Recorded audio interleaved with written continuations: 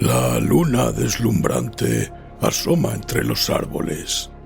La oscuridad de la noche lo inunda todo, y una tenue niebla comienza a aparecer. Adéntrate en el bosque, busca el árbol viejo, siéntate a su lado. Ponte cómodo, cierra los ojos y escucha la historia que traen hasta ti las criaturas de la noche. Bienvenidos. Estos son los cuentos del bosque oscuro.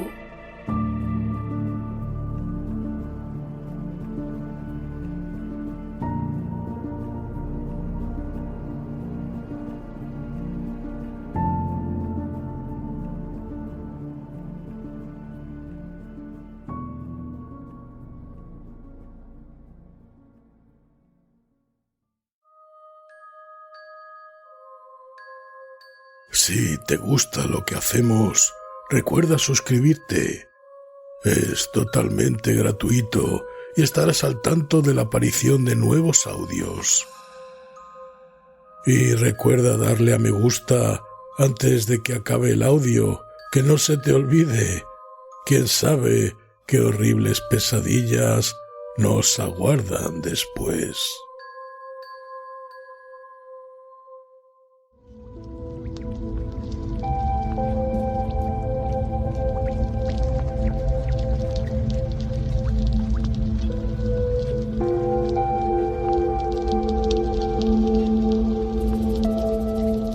La lotería en Babilonia, de Jorge Luis Borges.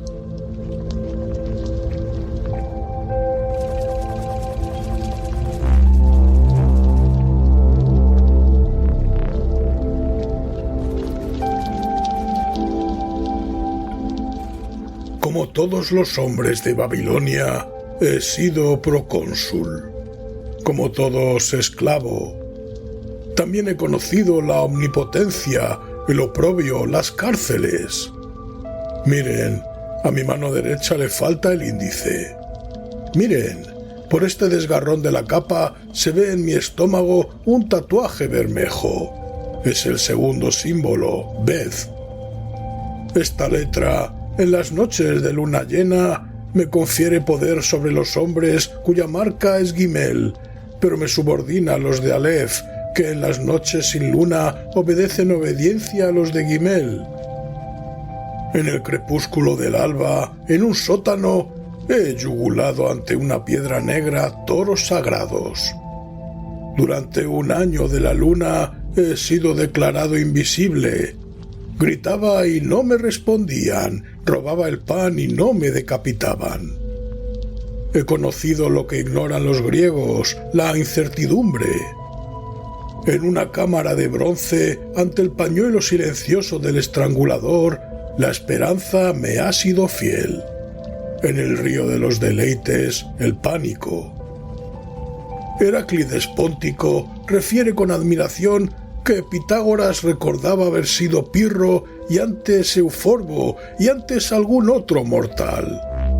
Para recordar vicisitudes análogas, yo no preciso recurrir a la muerte, ni aun a la impostura. Debo esa variedad casi atroz a una institución que otras repúblicas ignoran o que obra en ellas de modo imperfecto y secreto, la lotería. No he indagado su historia. Sé que los magos no logran ponerse de acuerdo. Sé de sus poderosos propósitos lo que puede saber de la luna el hombre no versado en astrología. Soy de un país vertiginoso donde la lotería es parte principal de la realidad. Hasta el día de hoy he pensado tan poco en ella como en la conducta de los dioses indescifrables o de mi corazón.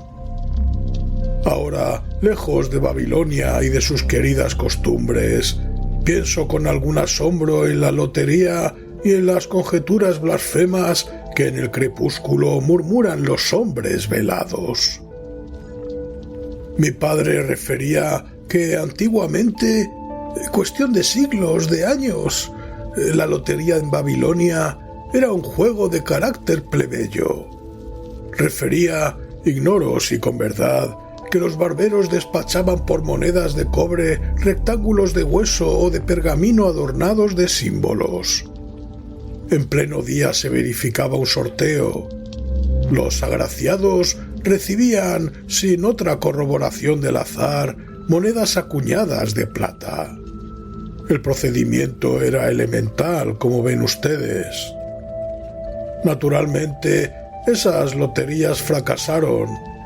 Su virtud moral era nula. No se dirigían a todas las facultades del hombre, únicamente a su esperanza.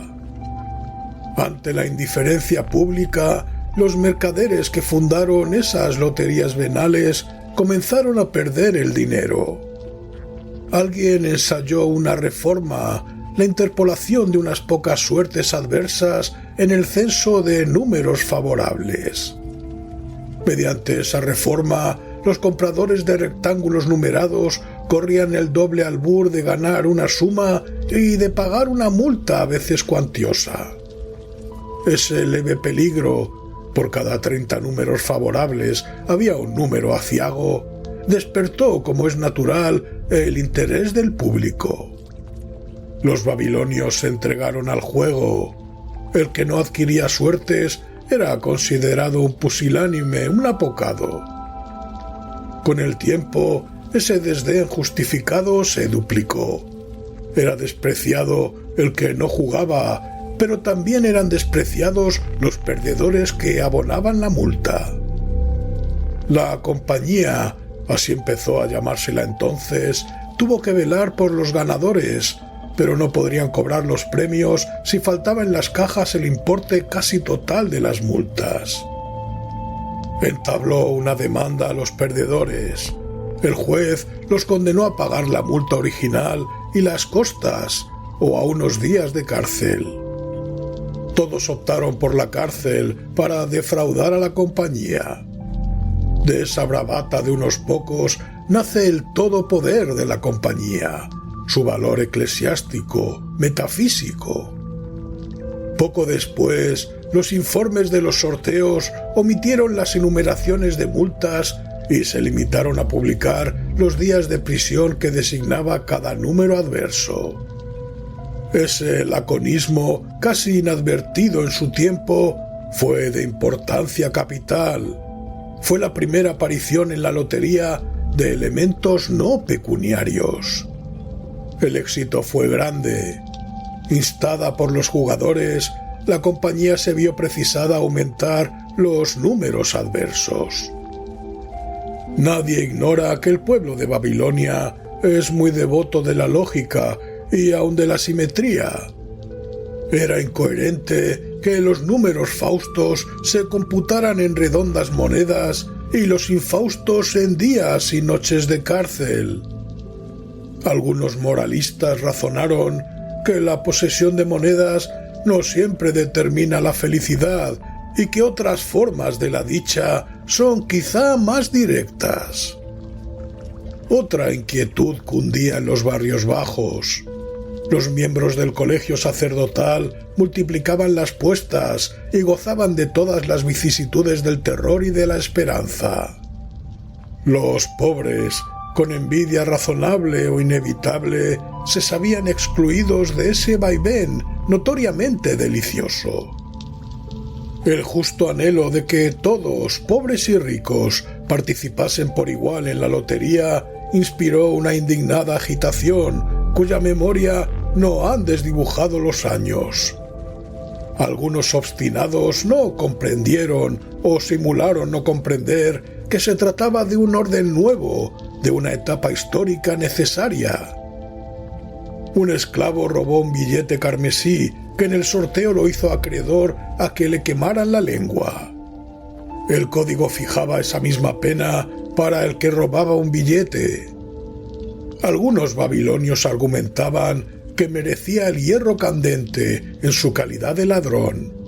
Otros, magnánimos, que el verdugo debía aplicárselo porque así lo había determinado el azar. Hubo disturbios, hubo efusiones lamentables de sangre, pero la gente babilónica impuso finalmente su voluntad contra la oposición de los ricos. El pueblo consiguió con plenitud sus fines generosos. En primer término, logró que la compañía aceptara la suma del poder público. Esa unificación era necesaria, dada la vastedad y complejidad de las nuevas operaciones. En segundo término, logró que la lotería fuera secreta, gratuita y general. Quedó abolida la venta mercenaria de suertes.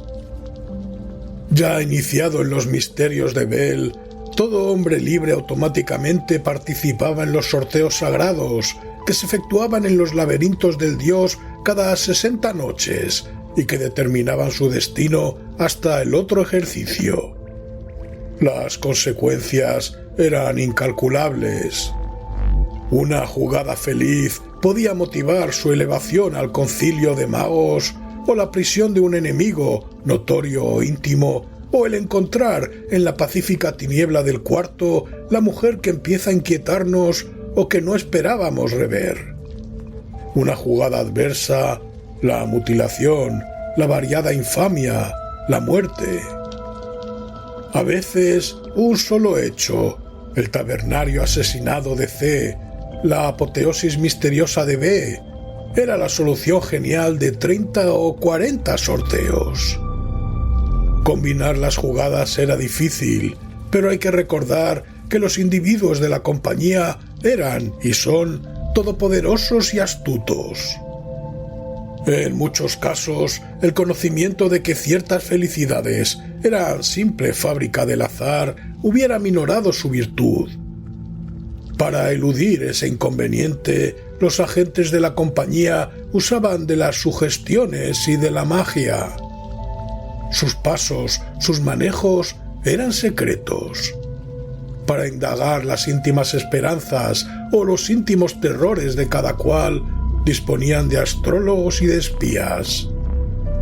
Había ciertos leones de piedra, había una letrina sagrada llamada Kapka, había unas grietas en un polvoriento acueducto que, según opinión general, daban a la compañía. Las personas malignas o benévolas depositaban delaciones en esos sitios. Un archivo alfabético recogía esas noticias de variable veracidad. Increíblemente, no faltaron murmuraciones. La compañía, con su discreción habitual, no replicó directamente. Prefirió borrajear en los escombros de una fábrica de caretas un argumento breve, que ahora figura en las escrituras sagradas.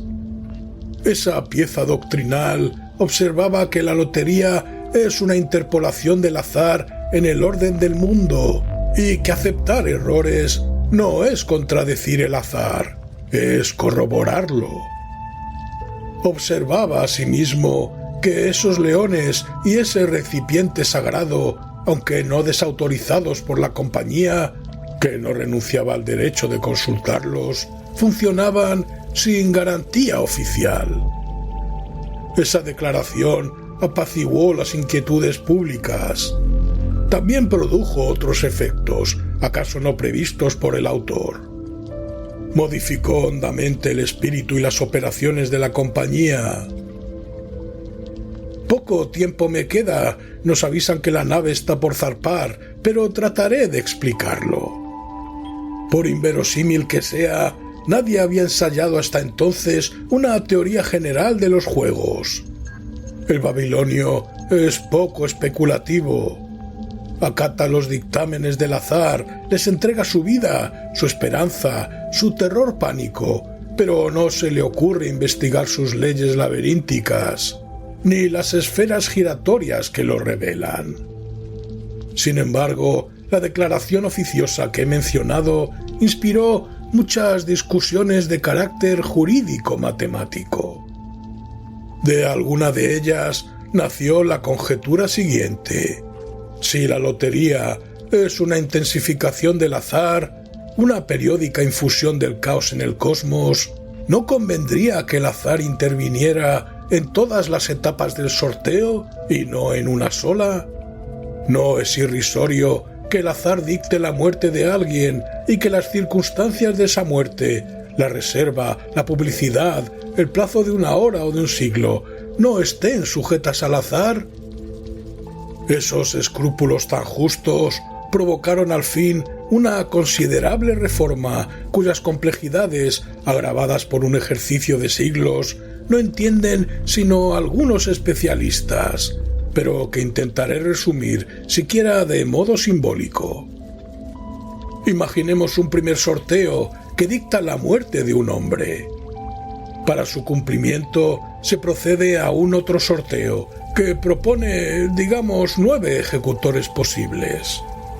De esos ejecutores, 4 pueden iniciar un tercer sorteo que dirá el nombre del verdugo. 2 pueden reemplazar la orden adversa por una orden feliz, el encuentro de un tesoro, digamos. Otro exacerbará la muerte, es decir, la hará infame o la enriquecerá de torturas. Otros pueden negarse a cumplirla. Tal es el esquema simbólico. En la realidad, el número de sorteos es infinito. Ninguna decisión es final, todas se ramifican en otras. Los ignorantes suponen que infinitos sorteos requieren un tiempo infinito. En realidad, basta que el tiempo sea infinitamente subdivisible, como lo enseña la famosa parábola del certamen con la tortuga.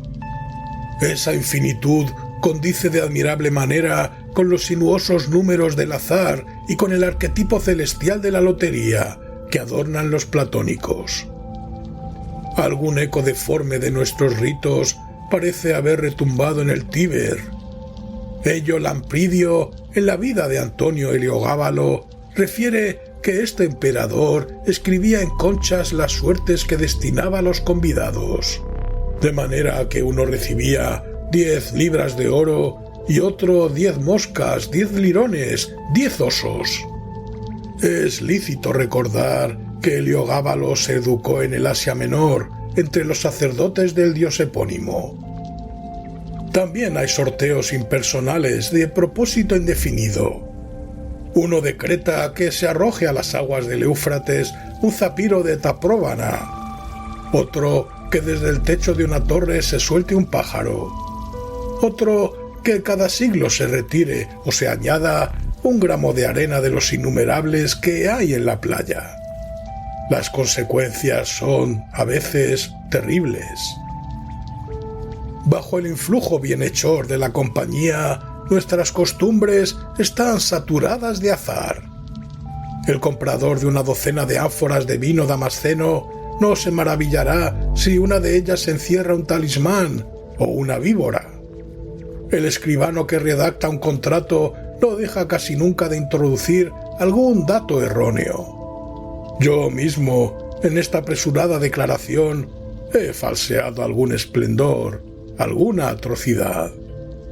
Quizá también alguna misteriosa monotonía. Nuestros historiadores, que son los más perspicaces del orbe, han inventado un método para corregir el azar.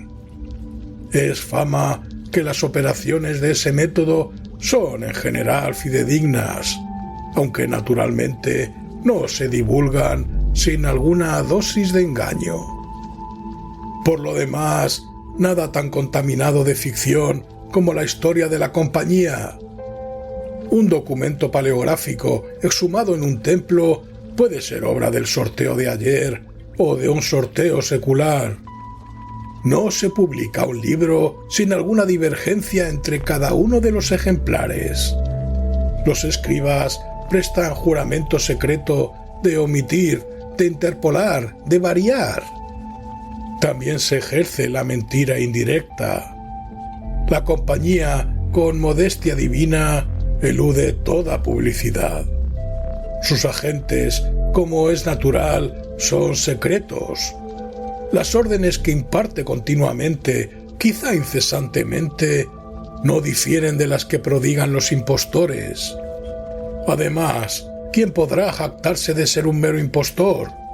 El ebrio que improvisa un mandato absurdo, el soñador que se despierta de golpe y ahoga con las manos a la mujer que duerme a su lado, ¿no ejecutan acaso una secreta decisión de la compañía? Ese funcionamiento silencioso, comparable al de Dios, provoca toda suerte de conjeturas. Alguna abominablemente insinúa que hace ya siglos que no existe la compañía y que el sacro desorden de nuestras vidas es puramente hereditario, tradicional. Otra la juzga eterna y enseña que perdurará hasta la última noche, cuando el último dios anonade el mundo.